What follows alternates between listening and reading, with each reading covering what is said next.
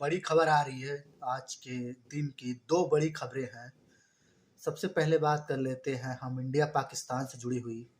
तो पाकिस्तान और इंडिया के बीच जो वर्ल्ड कप को लेकर विवाद है वो बढ़ता ही जा रहा था है। सबसे पहले पाकिस्तानी जितने फैंस हैं, वहाँ के जो जर्नलिस्ट हैं उनको वीज़ा नहीं मिला, उसको लेकर पाकिस्तान काफ़ी चिढ़ा हुआ है। वहाँ से काफ़ी भला-बुरा इंडिया को कहा जा रहा है। अब इसमें आग में घी डालने का काम किया है एक और खबर ने। खबरें ये आ रही है कि जो पाकिस्तान की स्पोर्ट्स प्रेजेंटर हैं, जो इस वर्ल्ड कप में काम कर रही थी, यहाँ पर आईसीसी की आईसीसी के साथ और यहाँ पे वर्ल्ड कप में काम कर रही थी, ज़ैनब अब्बास, उनको वापस पाकिस्तान रवाना कर दिया गया है। उनको वापस इंडिया से भेज दिया गया है। इस वक्त वो दुबई में मौजूद है।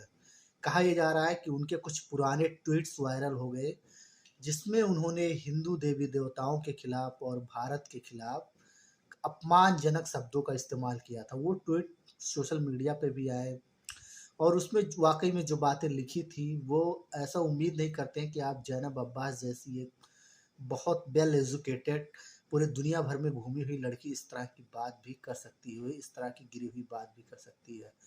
तो इसी वजह से उन पर एक केस हुआ और उस केस की वजह से उनको यहाँ से रवाना कर दिया गया है। तो जब जो यहाँ पे लोग हैं, यहाँ से उनको रवाना किया जा रहा है, तो वहाँ तो फिर वीज़ा और बाकी लोग उनको देने की बात ही क्या। अब इस चीज़ को लेकर पाकिस्तान में काफ़ी घमासान मच गया है। वहाँ का मीडिया, वहाँ के यूट्यूबर, वहाँ के सोशल मीडिया, हर जगह पर अब इस वक्त भारत को भला-बुरा कहा जा रहा है। लोग कह रहे हैं कि भारत को होस्ट नहीं करना आता है, इससे अच्छा अफ़गानिस्तान मेज़बानी कर देता, मतलब ब्ला, ब्ला, ब्ला कई सारी चीज़ें कही जा रही है। कई सारे लोग ये कह रहे हैं कि आपको पुराने ट्वीट्स पर इतना ध्यान नहीं देना चाहिए, आपको वर्तमान में रहना चाहिए पुरानी चीज़ों। तो देखिए एक बात है, ओली रॉबिन्सन इंग्लैंड के क्रिकेटर हैं। जब उनको अपने पुराने ट्वीट्स के कारण टीम से बाहर होना पड़ा था, एक क्रिकेटर को, तो ये तो प्रेज़ेंटर हैं। उनकी अपनी ही टीम ने उन्हें बाहर का रास्ता दिखा दिया था, उनके पुराने ट्वीट्स के कारण उनको परेशानी का सामना करना पड़ा था। जब आप कोई किसी देश के बारे में भला-बुरा कहते हैं, तो उससे पहले 100 बार सोचना चाहिए कि फ्यूचर में हो सकता है मुझे यहाँ जाना पड़े, कि यहाँ काम करना पड़ जाए। जब आप यहाँ आते हैं तब तो बहुत बड़े भाईचारे की बात करते हैं, काफ़ी अच्छी-अच्छी बातें करते हैं कि आपस में प्यार होना चाहिए, मोहब्बत होना चाहिए, एक-दूसरे से लड़ाई नहीं करना चाहिए। लेकिन वही जब आप अपने देश में होते हैं तो फिर पता नहीं क्या-क्या बकते रहते हैं। तो उसका ये नतीजा तो निकलना ही था। इमेजिन करिए अगर किसी इंडियन जो बड़ी हस्ती है, उसने उनके रिलीजन के बारे में कुछ ऐसा बहुत बड़ा कहा होता, कुछ खिलाफत कहा होता और वो पाकिस्तान जाता, तो वहाँ पर उसका क्या रिएक्शन होता? इससे कई गुना ज़्यादा रिएक्शन मिलता। उनको तो सिर्फ़ डिपोर्ट किया गया, वहाँ पर तो पता नहीं क्या-क्या होने लगता।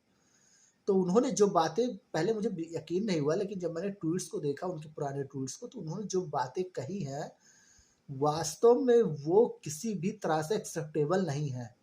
और जो पाकिस्तान के लोग हैं, इसे एकदम जायज़ नहीं ठहरा सकते हैं कि उनके साथ गलत हुआ है। मानता हूँ इस वक़्त के हिसाब से गलत हुआ है, लेकिन जो उनके ट्वीट्स हैं वो बिल्कुल भी सही नहीं थे। और आपको किसी देश के खिलाफ बोलने से पहले 100 बार सोचना चाहिए।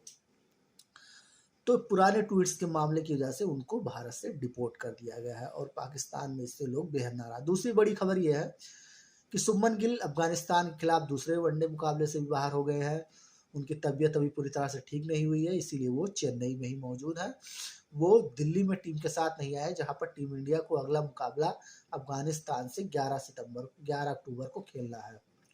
तो शुभमन गिल अब देखना है कि पाकिस्तान के खिलाफ मैच तक फिट हो पाते हैं कि नहीं, क्योंकि 14 अक्टूबर को वो मुकाबला खेला जाएगा। तब तक इंतज़ार करना होगा। शायद अफ़गानिस्तान के खिलाफ मुकाबला था, इसीलिए टीम मैनेजमेंट ने उनको लेकर कोई रिस्क नहीं लिया होगा कि पहले वो पूरी तरह से फिट हो जाए, क्योंकि जो आगे है वो बहुत अहम मुकाबले बचे हुए हैं। और ईशान किशन का इसके साथ ही और एक और टेस्ट हो जाएगा कि वो ओपनिंग में कैसा करते हैं। तो ये थी 2 बड़ी खबरें, बाकी देखते हैं।